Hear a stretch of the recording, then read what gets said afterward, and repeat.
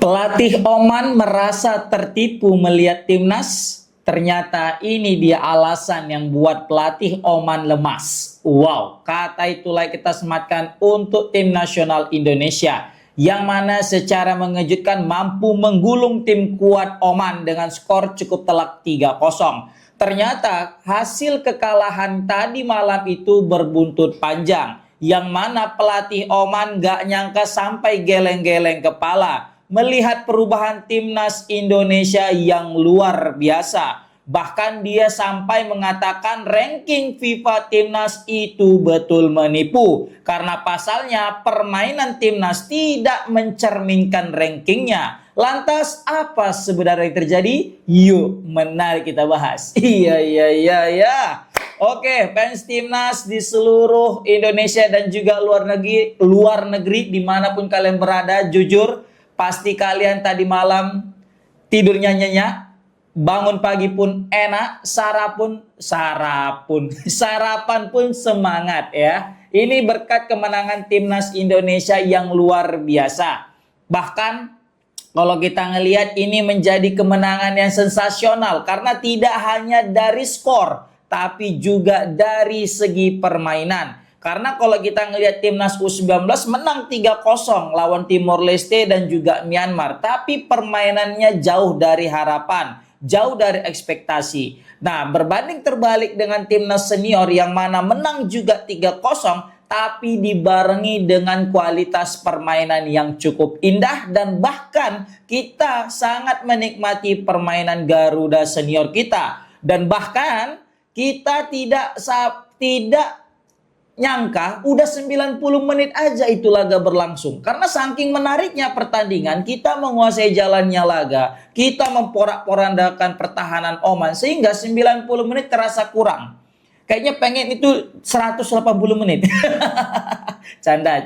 Tapi setidaknya teman-teman, ini menjadi bukti bahwasanya level permainan timnas sudah meningkat secara signifikan setelah penunjukan pelatih John Hetman. Nggak bisa dipungkiri, mau siapapun sekarang fans timnas, mau dia fansnya tim kepelatihan terbaik dunia, mau dia fans Sintayong, mau dia fansnya siapapun pelatih kita dulu, Ivan Kolev lah dan sebagainya. Ivan Kolev pernah kan melatih timnas kita kan? Nah, mau pelatih lokal sekalipun, semua akan sependapat bahwasanya mereka akan mengatakan John Hetman telah membawa timnas kita menjadi tim yang luar biasa. Jujur ya, ini tidak seperti ekspektasi. Kita bakal mikir, wah Indonesia akan menguasai jalannya laga dan akan kesulitan untuk membongkar pertahanan Oman. Itu dalam benak kita awal-awalnya seperti ketika menghadapi Bulgaria. Lawan Bulgaria kan gitu, kita pegang bola, nggak ada cetak gol. Tapi kali ini kita pegang bola dan berhasil mencetak gol. Dan bahkan lawan yang kita hadapi tadi malam itu ranking FIFA-nya jauh lebih oke ketimbang Bulgaria. Tapi seperti yang aku bilang di konten-konten sebelumnya, ranking FIFA tidak menjamin tim itu seperti di rankingnya. Bulgaria memang rankingnya di bawah Oman. Tapi melihat permainan dan kualitas pertandingan, justru Bulgaria lebih oke ketimbang Oman. Begitu juga yang disampaikan oleh pelatih Oman, yang mana dia nganggap Indonesia paling alah ranking 122. Itu dalam benak pikiran dia awal-awalnya. Ternyata ketika main di lapangan, ini betul nggak nih 122? Kok kayak gini permainannya? Waduh, ini gawat. Itulah mungkin yang terlintas dalam benak seorang pelatih Coach Tarek, yang mana Coach Tarek ya, ini pelatih Oman ya, kayak merasa shock dan gak nyangka ini permainan timnas yang berada di ranking 122. Bahkan coach itu secara tegas memuji penampilan tim nasional Indonesia yang terlihat sangat solid di setiap lini. Bahkan dia kesulitan untuk membongkar pertahanan timnas, kesulitan untuk menguasai lini tengah timnas, dan bahkan keteteran ya ketika timnas masuk ke area pertahanan mereka.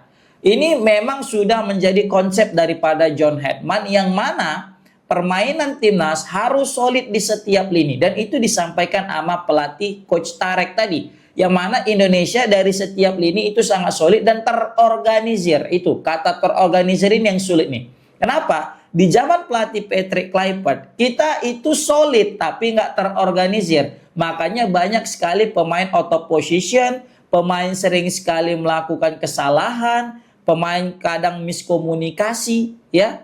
Kalau dari segi kualitas, pemain kita oke semua ini, nggak ada yang nggak oke. Paling kemarin lah pemain titipan tuh, itu nggak main dia. Tapi selain itu, wah, semua tampil mantap teman-teman. Ini nggak lepas daripada memang mode latihan yang diterapkan sama John Hetman. Kita ingat ya waktu latihan di Stadion Madia, itu kan ada tuh garis-garis dibuat John Hetman tuh. Setiap berapa meter sekali itu dibuatnya garis merah, garis merah, garis merah. Mungkin orang akan bertanya, itu garis apa? Kan? Ternyata waktu melawan Oman tadi malam itu ada jawabannya. Yang mana pemain timnas kita itu lebih terorganisir di setiap lininya. Sehingga tidak ada yang terlalu out of position. Dan ketika kita mendapatkan counter attack alias serangan balik, kita udah langsung siap mengantisipasi. Karena kesalahan yang kita buat menghadapi Bulgaria adalah kita tidak siap menghadapi yang namanya counter attack setelah sekian lama kita memegang bola di 90 menit itu. Nah, ini memang cerdas John Hetman ya. Cerdasnya kenapa? Karena kalau kita ngelihat ya, dia itu bisa belajar dari kesalahan. Kesalahan pertamanya kan ya itu tadi, gagal memanfaatkan peluang, berarti kan finishing. Yang kedua, terlalu ceroboh di lini pertahanan waktu gol penalti. Dan kali ini sebenarnya yang kecerobohan kedua sempat diulangi, yaitu penalti, yang mana Justin Hubner melakukan tackle yang tidak perlu. Tapi untungnya kita bisa ya nggak jadi kebobolan gara-gara kiper kita nih ya, Emil Audero, yang tampil cukup gemilang. Ini menandakan Emil sudah is another level. Udah level yang berbeda dari kiper-kiper Indonesia lainnya. Bang, Martin Paes ada loh. Martin Paes oke, tapi sorry to say Emil is better than him. Right now, saat ini dia lebih oke. Kenapa? Pertama, ya jam terbang. Ya, jam terbang Emil masih tetap berkutat daerah Serie A. Ya kan? Walaupun sekarang Martin Paes menjadi kiper Ajax, tapi setidaknya dia sempat main di MLS karena memang sempat nggak bisa bersaing di Liga Belanda. Hingga akhirnya gara-gara orang dalam, technical advisor kita ada di Ajax, terakhir dimasukkan lah dia. Kan cocok juga tuh sudah masuk orang dalam tadi ya kan. Dan ternyata Ajax tampil oke kan. Sempat diragukan awal-awal kemarin itu Martin Paes, rupanya malah ganas bin beringas dia sekarang, malah dicintai. Walaupun ada juga tetap haters yang nggak suka, terkhususnya pundit-pundit Belanda. Nah, kembali lagi pada John Hetman tadi, dia yang bisa mengevaluasi dua kesalahan timnas di pertandingan melawan Bulgaria, dan hari ini dia sudah buktikan dia bisa cover dua masalah itu. Masalah kedua tadi masih tetap terjadi, yaitu kesalahan tidak perlu di lini pertahanan. Tapi masalah pertama, yaitu masalah finishing, ini betul-betul sudah terobati. Kemarin mungkin faktor pemainnya juga mungkin ya. Karena di FIFA Matchday kemarin kita hanya mengandalkan Ramadan Sananta di lini depan. Sehingga sering sekali peluang-peluang yang begitu banyak tapi terbuang percuma. Kan? Nah, sedangkan main tadi malam hanya mengandalkan Ole Romeni tapi mendapatkan support yang banyak dari setiap lini, sehingga permainan timnas kita jauh lebih cair dan lebih GG, lebih oke, dan lebih super power dan tajam di lini depan. Dan kali ini tidak hanya Ole yang bisa mencetak gol, tapi juga setiap pemain hampir bisa mencetak gol. Ini tidak lepas daripada Ragnar juga bisa cetak gol, bahkan Justin Hubner juga bisa cetak gol. Dan bahkan Doni Tripamungkas hampir saja mencetak gol. Andai ya tendangan spekulasi jarak jauh dia itu bisa menerobos gawang Oman. Ini luar biasa teman-teman. Kembali lagi dengan statementnya Bapak Tarek pula ya kan.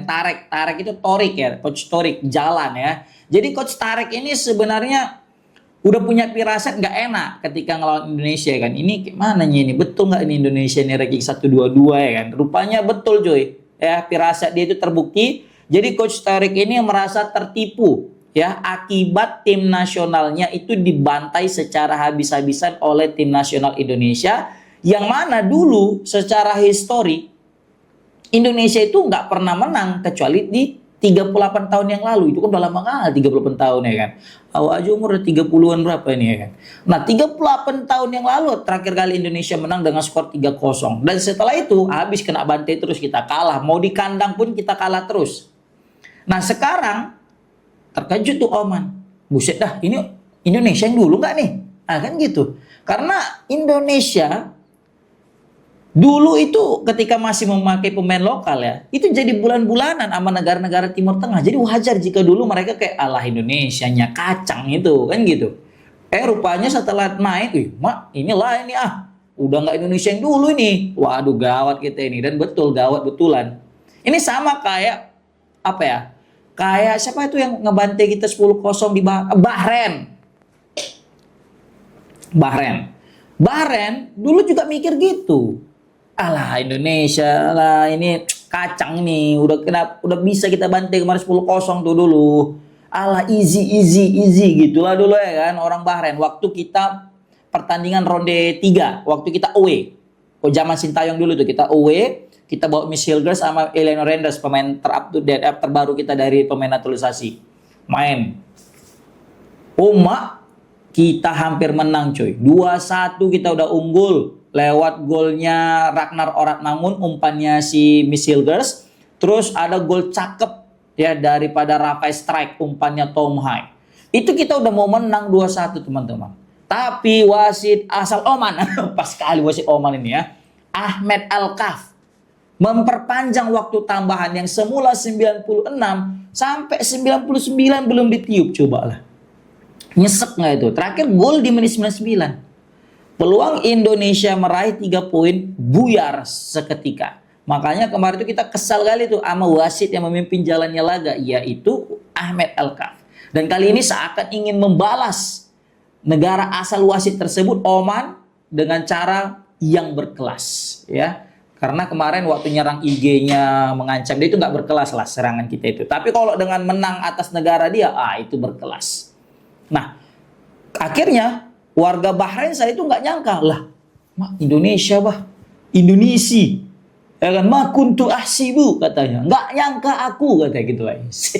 Betul nggak itu? Aku takut kalian nanti orang-orang yang bisa bahasa Arab ini ngomentari salah bang, nggak kayak gitu pronunciation-nya. Karena aku coba ke bahasa Inggris ada yang ngomen bahasa Arab mana tahu ada juga yang ngomen, luar biasa. Berarti penonton awak ini bilingual, atau multilingual ya, bisa tuh. Pokoknya penonton awak ini berarti cerdas-cerdas. Ya bisa bahasa Arab, bisa bahasa Inggris. Keren kali. Memang penonton Seputar Kembaran itu nggak ada yang nggak cerdas. Rata-rata cerdas semua kayak abang-abangku. Oh iya, aku sampai lupa.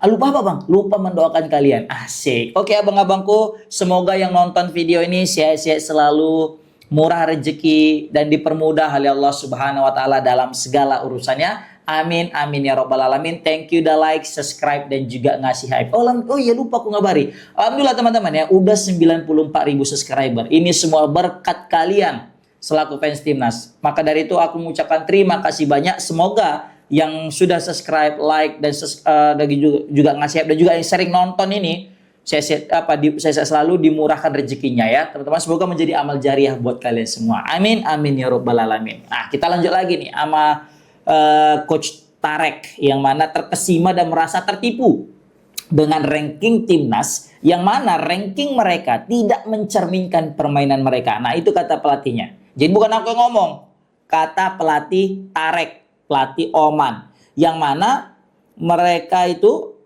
tim kepelatihan Oman, merasa taktik Timnas itu rapi kata dia. Wah rapi ya, berarti ini beda kali mas era-era Patrick Kluivert yang asal main asal jadi ya. Iyalah, coba tengok John Hedman, diri dia coy 90 menit, mana ada capek. Coba tengok Pique, duduk dia kan, di shot kamera senyum, gitu-gitu ada selama 90 menit. Paling sekali naik, bangkit, udah turun lagi. Jordan apa ada cerita, wah, teriak-teriak deh cuy, 90 menit, hampir kayak Sintayong, persis sekali. Makanya John Herdman ini tipe pelatih yang mirip sama Sintayong, tapi versi lebih elit sedikit.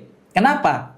Mantap komunikasinya, dan mode permainannya menyerang, yang mana mungkin orang pasti banyak yang suka kalau mode menyerang ini. Karena cantik permainannya kalau menyerang, pegang bola kan, dibanding dengan nggak pegang bola, jarang pegang bola, kan terkesannya kayak diserang terus buat deg-degan. Nah kalau kita megang bola terus kan kayak orang lain yang deg-degan kan gitu. Tapi itu tadi plus minusnya kan, takutnya buat kesalahan langsung mudah dihukum. Tapi untungnya kita udah siap mengantisipasi jika buat kesalahan. Itu juga yang kita respect dari John Hetman ini. Jadi tahu dia, oh kalau main total football ini kekurangannya di sini. Nah, langsung dia diantisipasi sama dia. Sintayong juga tahu kualitas pemain timnas dulu kan masih belum semewah sekarang. Kalau semewah sekarang lain cerita. Jadi dulu main pragmatis aja.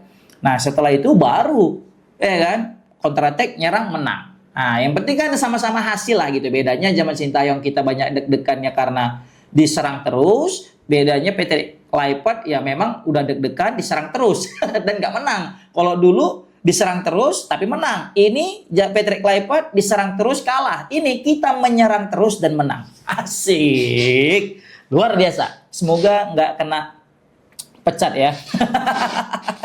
Aduh. Baru pelatih Oman juga ngakui bahwasannya mereka udah kalah kelas dengan tim nasional Indonesia dari setiap lini, terkhususnya di babak pertama. Jadi dia bilang di babak pertama itu memang timnas Oman langsung terpedaya.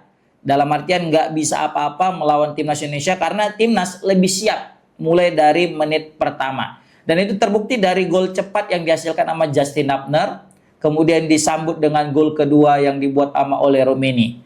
Yang mana dua-duanya terlahir di babak pertama. Tapi kata Coach Tarek di babak kedua kami udah mulai berani ya menyerang dan mengubah sistem permainan kami yang dari babak pertama yang mudah terpedaya, yang di babak kedua yang mulai perkasa. Tapi itu tadi meskipun mereka sudah merubah skema permainan mereka lebih ke menyerang dan lebih terbuka, tapi tetap this is Indonesia. Asik. Ini Indonesia. Mereka sebelum berpikir ke situ John Hetman udah mikir. Makanya di babak kedua dilakukanlah pergantian pemain yang bisa kita bilang cukup efektif. Dan dengan masuknya Donitri itu betul-betul menambah kreativitas lini serang kita. Memang keren John Hetman ini. Kan? Dan di situ juga menjadi bukti bahwasanya penunjukan John Hetman sebagai pelatih tidaklah salah. Tapi aku bingung, ada segelintir orang yang juga tidak senang nih jika John Hetman menang. Siapa kira-kira? Bisa komen di kolom komentar. Tapi yang jelas teman-teman, pelatih Oman meskipun dia kalah ya lawan timnas di pertandingan kali ini, tapi dia tetap senang. Wih, kok bisa senang abangku? Iya, ternyata dia senang mendapatkan pembelajaran dari rank 122 yang rasa 22. Asik. Assalamualaikum warahmatullahi wabarakatuh.